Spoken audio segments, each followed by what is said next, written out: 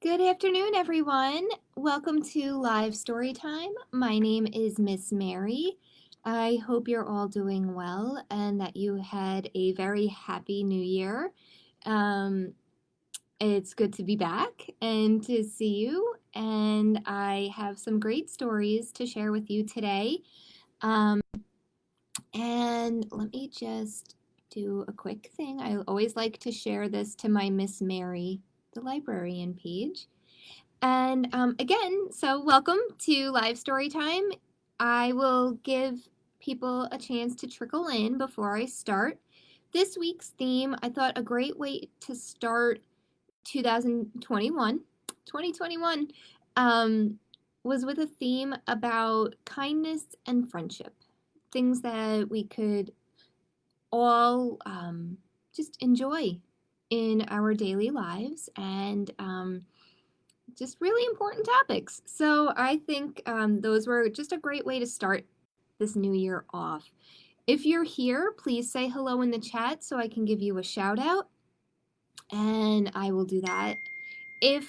Um, if you happen to write a comment when I'm in the middle of a story, I promise you that I will see it and say hi after the story is finished. And yeah, I think that's, we're going to get started in just a little bit. Again, welcome to Live Storytime. You know me by now. My name is Miss Mary, and this week's theme is kindness and friendship. And I found some really great books that cover these themes, and I hope you enjoy them. So let's get started. Oh, before I forget, I want to give a shout out to Amelia and Rose. Hello, girls. And again, say hello. Oh, hi, Laura. Hi, Sadie and Callie. I'm so glad you're able to make it today. I have some great stories for you. I hope you're excited. Okay, you know what? Let's start off with our first book. This one is simply called Be Kind. And it's by Kat Zietlow Miller. Okay. Here we go. Sometimes I have to shift around. There we go. Okay. Tanisha spilled grape juice yesterday. All over her new dress. Everyone laughed. I almost did too. But Mom always tells me to be kind. So I tried. I don't think it worked. I said, purple is my favorite color. I thought Tanisha would smile, but she ran into the hall instead. When she came back, snack time was over. She put on her art smock and didn't look at anyone. I almost told Tanisha that art was my favorite class, but I didn't want her to leave again. So I painted purple splotches and added some green until I had a bunch of beautiful violets. Should I have... Oh, while I painted, I thought about Tanisha. Should I have handed her my napkin? Let her borrow my sweatshirt? Spilled my juice so everyone stared at me instead? What does it mean to be kind anyway?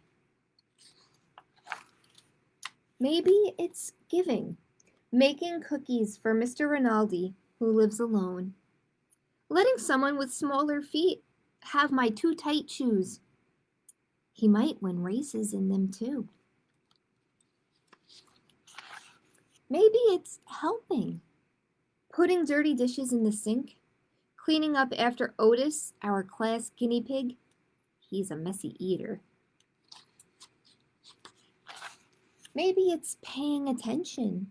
Telling Desmond I like his blue boots. Asking the new girl to be my partner. Listening to Aunt Franny's stories. Even the ones I've heard before. Being kind should be easy, like throwing away a wrapper or recycling a bottle or saying, "Thank you, bless you." When my mom says the quickest way to be kind is to use people's names. "Hey, Kayla." "What's new, Omar?" "Good afternoon, Rabbi Mandelbaum." Being kind can be hard too, even when you know what to do. Teaching someone something I'm good at is tricky, even when I'm patient. And sticking up for someone when other kids aren't kind is really hard and really scary. Maybe I can't solve Tanisha's grape juice problem. Maybe all I can do is sit by her in art class and paint this picture for her, because I know she likes purple too. Maybe I can only do small things, but my small things might join small things other people do. And together, they could grow into something big. Something really big. So big that all our kindnesses spill out of our school, spread throughout town, travel across the country, and go all the way around the world. Right back to Tanisha and me, so we can be kind again and again.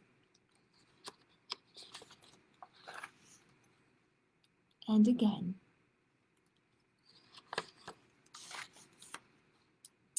Oh, and look what happens. Tanisha hung up that beautiful drawing that was made for her. So that is the story of Be Kind. And that's right. There are several ways to be kind in this world. Okay. Sadie is giving me a kiss. Oh, mwah! Thanks, Sadie. And she's putting her feet on her face. That's talent. That's a talent. I'm impressed. I'm not that flexible, so I got nothing. That's impressive, Sadie. Welcome to Live Storytime. If you're just tuning in, my name is Miss Mary, and today I am reading books about kindness and friendship. And I found this one, as many of you know, my favorite season is winter, so I found a book about friendship that's also a winter book. So it's perfect for today. So this is called The Most Perfect Snowman by Britt.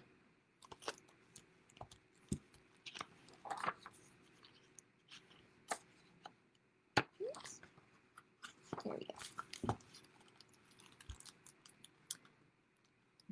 Drift was the loneliest of snowmen.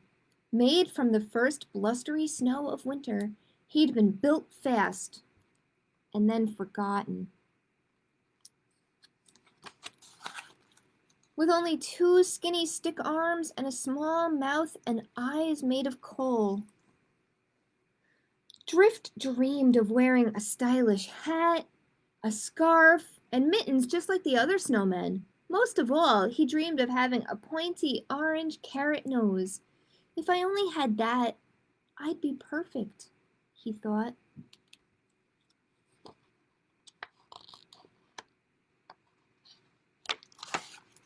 All the other snowmen were much fancier than Drift and would giggle at him with frosty glee. Nice nose, snazzy outfit. Love your style. It's not very nice at all.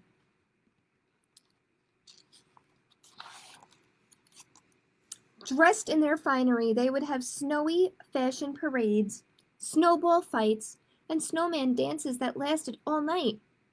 But Drift was never included. See, he's off in the background. So he spent his days alone, swooshing and sliding through the wintry woods, often stopping in the shadows to watch the others laugh and play. Poor Drift. One morning, 3 bundled-up children walked by. "What a plain-looking snowman," said one little girl. "You need a hat." "Here, take mine." The hat was blue, fluffy, and toasty warm. It fit perfectly. "And you can have my mittens," said the little boy. They were so snuggly. Drift raised his arms in the air and smiled. The last little girl turned to Drift. "Why don't you take my scarf?" It felt soft and cozy as she placed it around his neck. She looked at him for a moment. You're still missing something." Then, reaching into her pocket, she pulled out the most pointy orange carrot nose that Drift had ever seen. She squashed it into place. "Now, you're the perfect snowman." The other snowmen watched in astonishment.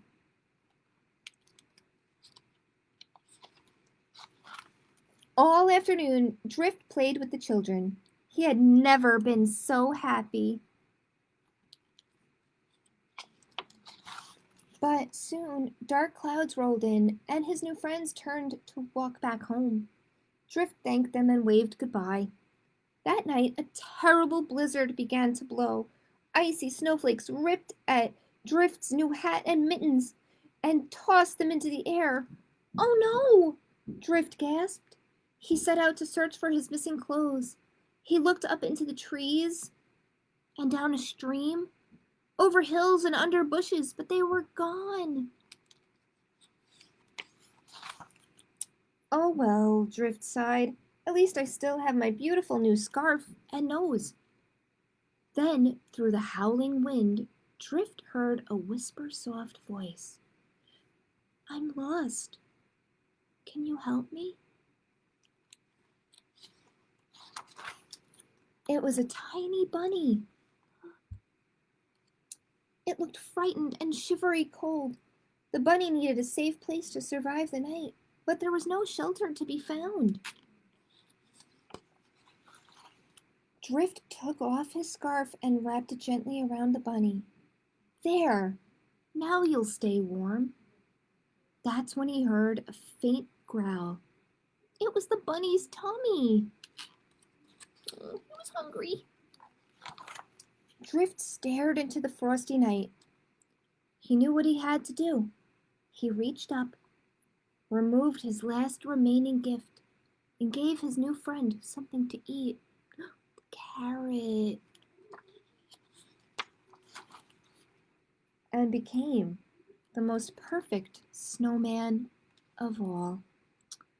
Oh, he made a new friend with the bunny and kept the bunny warm and fed him his nose. How sweet is that?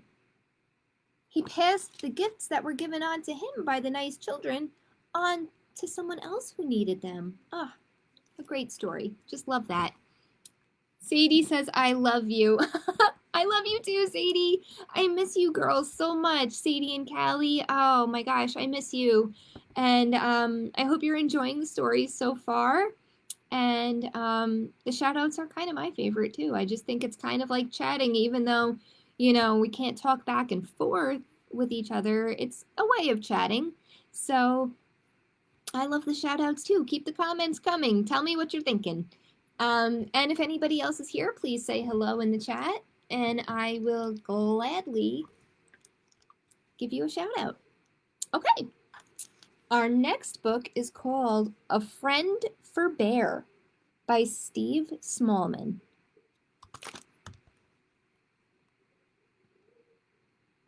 Oh, hi. I didn't see. Okay. William and Michael loved this story. Thank you, Miss Mary. Oh, you're so welcome. You're so welcome. Was it the most perfect snowman that they loved? I just love that story too. Very, very sweet. We want to know if you like carrots, Miss Mary. Very much, girls. Very much. Miss Mary is a vegan. And I do love a lot of vegetables, and carrots are up there with some of my favorites. I actually had a couple of months ago a whole story time themed around vegetables. That's how much I love them. So, yes, I love carrots. Do you? let me know. And if you don't love carrots, let me know what your favorite vegetable is. Okay. We have A Friend for Bear by Steve Smallman. Okay, here we go. All through the long, cold winter, Bear had slept safe and snug in her den. Then, at last, a warm breeze melted away the forest frost. Bear's eyes blinked open, and she bounced out of bed.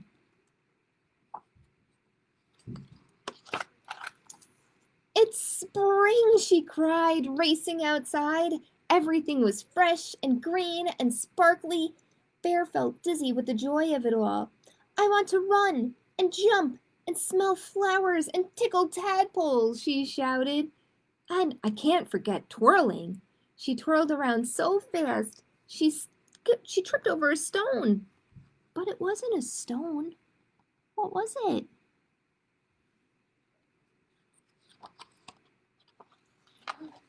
It was a tortoise. Oops-a-daisy, said Tortoise. Are you all right? I was just twirling, said Bear, because it's spring. Next, I'm going to roll down a hill, climb trees, and make new friends. Wow, that sounds wonderful, beamed Tortoise. Oh, come with me, suggested Bear. Oh, I couldn't keep up, sighed Tortoise. I only have little legs. That's okay, laughed Bear, lifting Tortoise up. I'll give you a piggyback ride. And off they went. Look at us go, laughed Tortoise. I've never moved so fast. Can we play? Called two fox cubs, but Bear galloped right past them. Bear, cried Tortoise, I thought making new friends was on your list. It is, replied Bear, but I haven't finished running yet.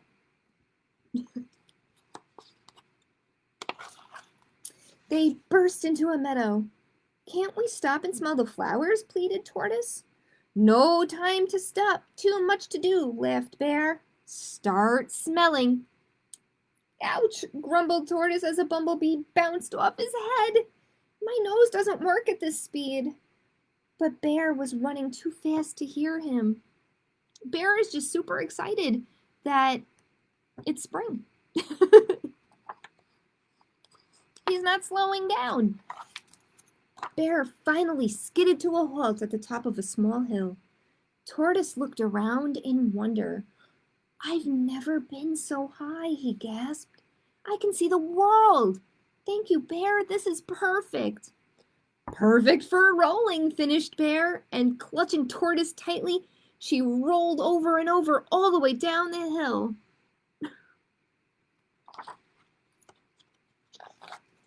They stopped with a bump at the foot of a tall tree. Time to climb, said Bear. Oh no, groaned Tortoise, his head spinning. Can't I just sit on my shoulders? Good idea, finished Bear, and up they went. I think Tortoise just wants a little rest. Mommy Bird was very surprised. Shoo, she flapped. Time to go, whispered Tortoise. Time to tickle tadpoles, bellowed Bear. To the pond. What a day. Whoops, did I skip a page? No, okay.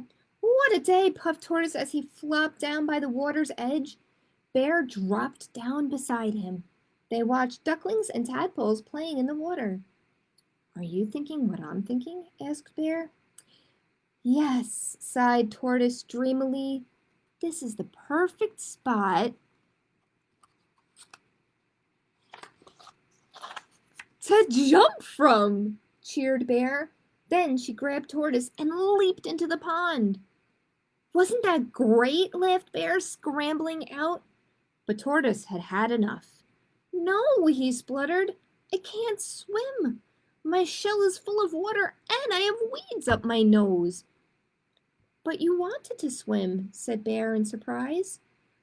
No, I did not, snorted Tortoise. You haven't stopped to look, listen, or make friends, he finished. But there's so much to do, cried Bear. I can't stop. Well, you'll have to, declared Tortoise, because it's bedtime. No, howled Bear, I'm not tired. I don't want to go back to bed forever and ever. I want it to be spring again. Oh, Bear, smiled Tortoise, it's not time to hibernate yet. Tomorrow will still be spring. It will? Sniffled Bear. And then I can run and twirl and climb? Yes, nodded Tortoise. And maybe sit and watch, too. Do you think I might make some friends? Bear whispered. I'm sure you will, chuckled Tortoise.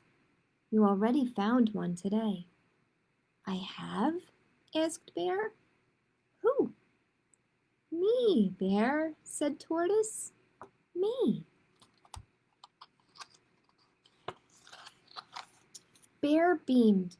Can I give you a ride back home? Will it be another fast ride? Asked Tortoise.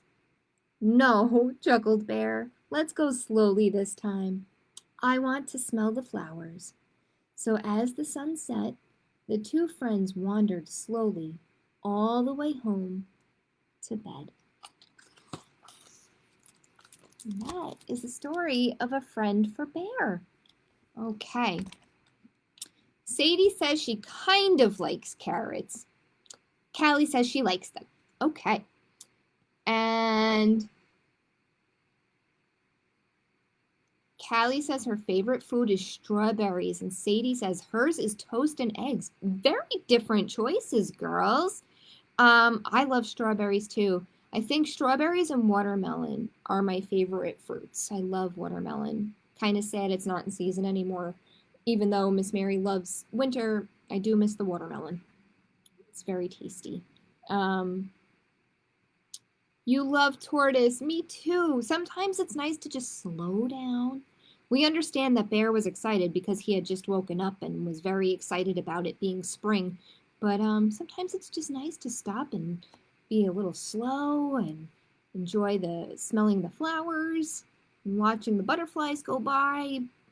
So it's good that at the end, Bear got to enjoy that too. Sadie says she only likes carrots when they're soft, like in soup. Okay, I can understand that. Carrots are very crunchy when you eat them if they're not cooked, so that can either be, hard to do, it could be hard to chew them, or you just don't like them like that, the crunchy way. So having them in soup is really tasty too. Also, if you make them in the oven, fun fact, carrots are very good if they've been roasted in the oven. They get softer, Sadie, so maybe Mommy can try that with you sometime.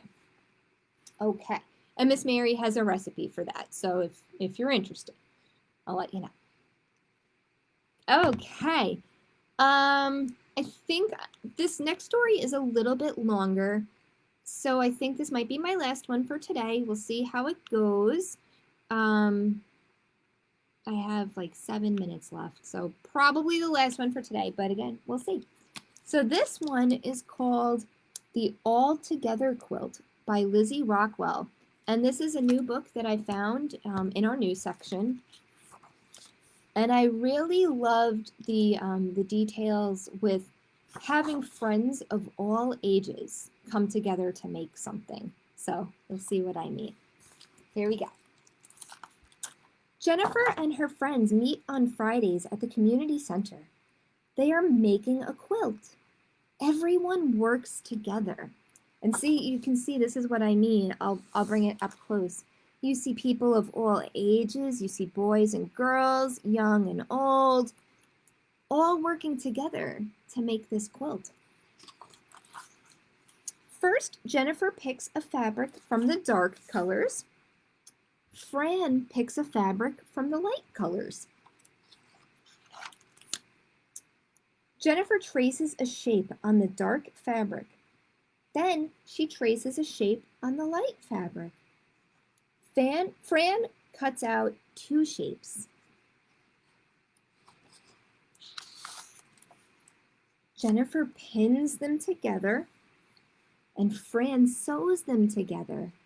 This is a good team, right? Richard and Maurice work together. They trace and cut and pin and sew. Look, 2 triangles together make 1 square. 2 rectangles together make 1 square. Fran and Jennifer, Richard and Maurice, Sana and Melissa, Anna Mae and Trinity, Maria and Jocelyn, Natalie and Viola, Angela and Betty, Ernestine and Zach, they're all making parts of the quilt. Together in pairs, they make 8 squares. Except for Naka. Naka works on 1 blue square. She uses special pens and paints and brushes. And I don't know if you can tell, but she's making a nice peace sign. Next, they arrange the squares.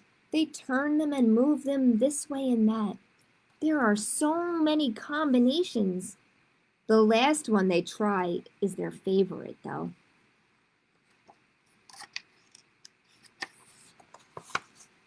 This quilt will have a border around 4 sides. Jocelyn measures and Anna Mae cuts 4 white rectangles. The pieces look plain, but not for long. Anna helps Jennifer cover the palm of her hand with paint. Jennifer presses her hand onto the fabric. Friends are invited to make handprints too.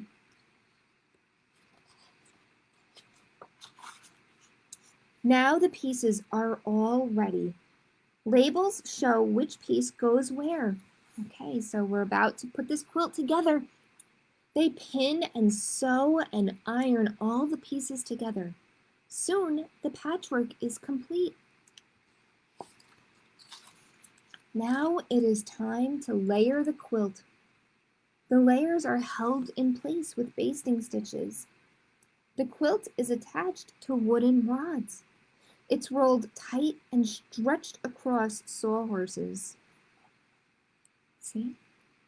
At the frame, Sana learns to stitch. She pokes the needle down from the top and back up from below. It is hard to find the right spot, but she practices and learns. It takes a long time to quilt the quilt. Everybody lends a hand. On many, many Fridays, they sit and stitch and talk together. Finally, the last stitch is stitched. The quilt is taken off the frame. It is trimmed into a neat square. Dot sews on a purple binding to close the edges. Many hands work together to make this beautiful quilt. But who will have it now that it is done? Look at how beautiful that came out. Everyone will have it. It hangs in the library for all to see. It's the quilt that Jennifer and her friends made, all together. And that is the story of the All Together quilt. And I think that is a really cool idea for when we're able to have in-person programs again. What do you think? I don't know anything about quilting, but I'm always willing to try and learn. I actually don't know how to sew, but I feel like this could be a really cool community program.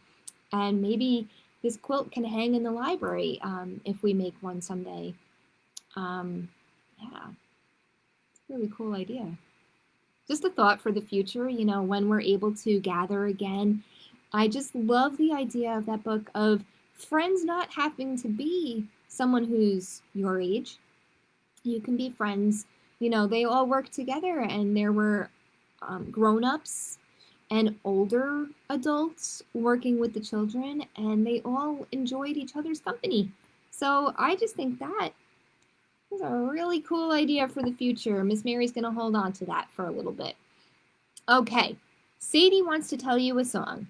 Bread and butter, marmalade and jam. Let's clap our hands as fast as we can. I don't know if I did the tempo right or the melody, but that's cute, Sadie. I like it. She also likes the books. Great to know. She and Callie are currently eating strawberries. Oh, I'm so jealous. Yummy. She wants to say you. She wants you to say, "See you over there." See you over there? I don't know what you mean, Sadie. I can't wait till you're able to come into the library again, though. Someday, when things are a little bit better. Can't wait to see you girls. You would love to take part in a quilt. That's great to know. Okay, so that was kind of a thinking out loud moment, like an aha moment. I read that story yesterday for the first time, but I just thought of that today as a cool future library program. Okay. I'm glad you would like to take part in that. I will definitely keep that in a notebook for when we're able to do programs like that again. So that I did only have time for 4 books today. I hope you enjoyed them, and I hope you were inspired by books about friendship and kindness. It's so important to just be kind to each other, and I know siblings don't always get along. That can be challenging, but always try to end the day as friends. And I hope everyone, again, just enjoyed the stories this week. Be well, stay safe, and I will see you next Wednesday with more stories. Bye, everyone. Aw, love you too, Sadie. Bye. See you next week.